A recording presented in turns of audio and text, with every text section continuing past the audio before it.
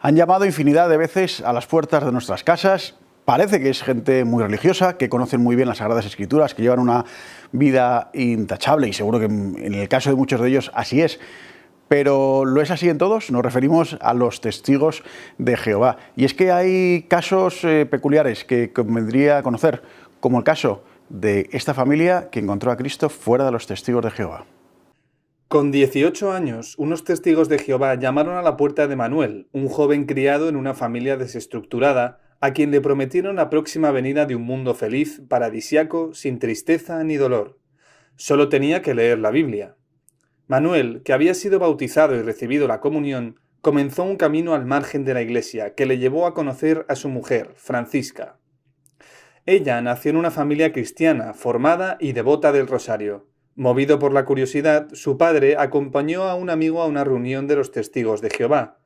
Años más tarde, aquella reunión desembocó en el abandono de la fe católica de toda su familia, hasta hace unas semanas, cuando Manuel y Francisca fueron recibidos de vuelta en la iglesia.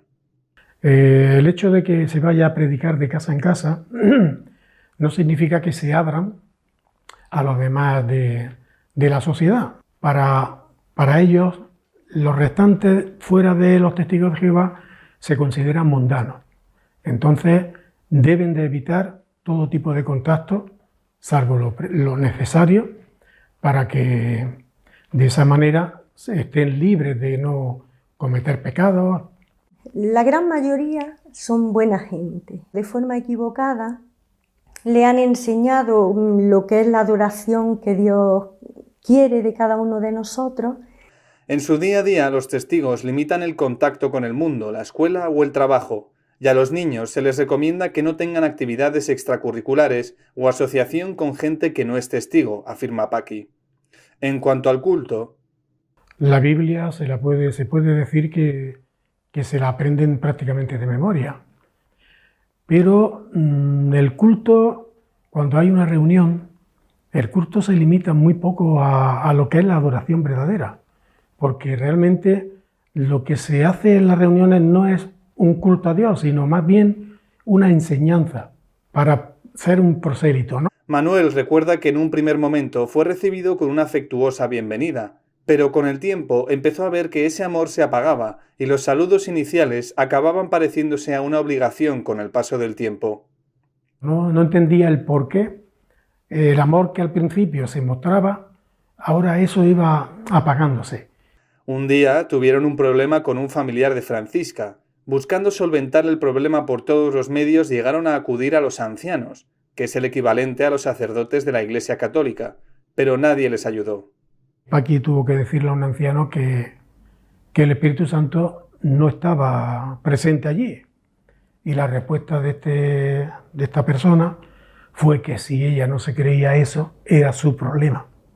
Durante todo el tiempo, Francisca, que había sido educada junto a los testigos, siempre dio por sentado que eran la religión verdadera y que el problema era de las personas. Con la frialdad y la falta de amor que trataron el asunto, eso hizo que nosotros nos fuéramos retirando. Lo que el matrimonio creía ser un conflicto debido a un desengaño personal, acabó desvelando una profunda crisis espiritual. Si yo, que soy miembro del pueblo de Dios, del pueblo escogido de Dios, soy parte de los testigos de Jehová, ¿no? Y ahí yo sé que está Dios. Y en el mundo, en lo que es la Iglesia Católica y las demás religiones, sabemos que es la religión falsa, o como los testigos llaman, la gran ramera, Babilonia la grande, ¿no? Entonces sabemos que ahí Dios no está. Y si ahora descubres que tampoco está entre los testigos, pues sabes que al final, aunque me dé vergüenza reconocerlo, tengo que decir que llegué a pensar que Dios no existe. Cuando yo vi a mi mujer que empezó a leer la Biblia y a comentarme cosas, yo le dije, mira, me acabo de salir de una religión que supuestamente es la verdad y no quiero saber nada de ella, no quiero saber nada de lo que tú me dices. Pero ella insistió y realmente con el tiempo me di cuenta de que era un tonto, porque si mi mujer estaba volviendo otra vez a leer la Biblia y a aprender cosas, pues yo ya se lo dije. Cuando ella me citaba mira, ¿has visto esto o has visto lo otro? Y lo comentábamos juntos y lo examinábamos y entonces dijimos, vamos a ver, ¿qué es lo que tenemos que hacer para saber de dónde se origina la religión verdadera? Vimos que la Iglesia realmente era fundamento de creencia y de cristiandad. Perseguida por esta revelación, al volver de un viaje durante una noche, Manuel fue testigo de cómo la conversión de Francisca parecía imparable. Me humillé, se puede decir, a los pies de Dios. Le pedí ayuda, ¿no? Le pedí ayuda pues para no sé, para que me aceptara, me perdonara. Le dije que me ayudara a encontrarlo. Me hizo una llamada, de veras que es inexplicable, o sea, no es una llamada física, o sea, es que es algo que lo sientes tan adentro, que no tienes más remedio que entregar tu vida a Él. Yo creo que aquel mismo día yo me consagré a Él, desde mi situación como esposa, madre, abuela, como trabajadora, como todo. Pero le dije que viviría mi vida para Él, ¿entiendes? Entonces, bueno, pues empecé a pedir su Espíritu Santo. Tras estudiar los 2000 años de historia de la Iglesia y comprobar cómo sigue en pie desde entonces, Francisca quedó cautivada por las palabras de Fulton Sheen. Cuando dice que hay millones de personas que odian a la Iglesia Católica por lo que creen que es. Era un 28 de diciembre. Francisca se compró un catecismo y poco antes de un mes, el 23 de enero, lo había leído por completo. Es posible que el catecismo de la Iglesia tuviera esa riqueza espiritual, esa riqueza moral. Fue un descubrimiento sorprendente. En plena crisis espiritual, Manuel estaba escuchando la radio cuando la emisora se cambió sola, sin motivo. Pues intenté darle varias veces para que cambiara y pusiera la sintonía que yo siempre escuchaba, pero no hubo manera. Y en ese momento, pues, escuché una conferencia que me gustó mucho, y era de Monseñor Munilla. A partir de ese día, Radio María no se quita de mi radio. En matrimonio comenzó un renovado estudio de la Biblia al margen de los estereotipos aprendidos durante décadas. Cristo dejó claro que quien no coma de mi cuerpo, Él dijo, yo soy el pan bajado del cielo, quien no coma y no beba mi sangre no tiene vida eterna.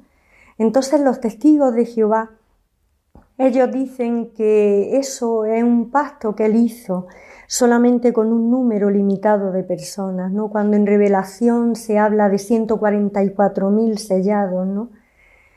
Sin embargo, cuando nosotros nos hemos puesto a investigar en la Biblia, es que Cristo nos decía otra cosa, comer y beber todos de Él, todos, no dice uno. Entonces nosotros hemos visto que realmente esto es muy triste, pero la organización de los testigos de Jehová están privando a la gente de alimentarse de ese pan y de esa sangre de Cristo, cuando en realidad eso es el nuevo pacto que Él hizo con la humanidad. El camino que habían emprendido parecía no tener marcha atrás. El pasado agosto, Francisca recibió la primera comunión, además de confirmarse junto a Manuel, de manos del obispo de San Sebastián, José Ignacio Munilla. Este día de nuestra acogida a la Iglesia Católica quedará siempre grabado en nuestra mente y en nuestro corazón como uno de los días más importantes y más felices de nuestra vida. Nos sentimos como el hijo pródigo, felices de haber sido recibidos por el Padre en su casa, que es su iglesia. Interesantísimo el testimonio de esta pareja que ha encontrado a Cristo fuera de los testigos de Jehová. Les espero, como siempre, aquí en Documentos EWTN.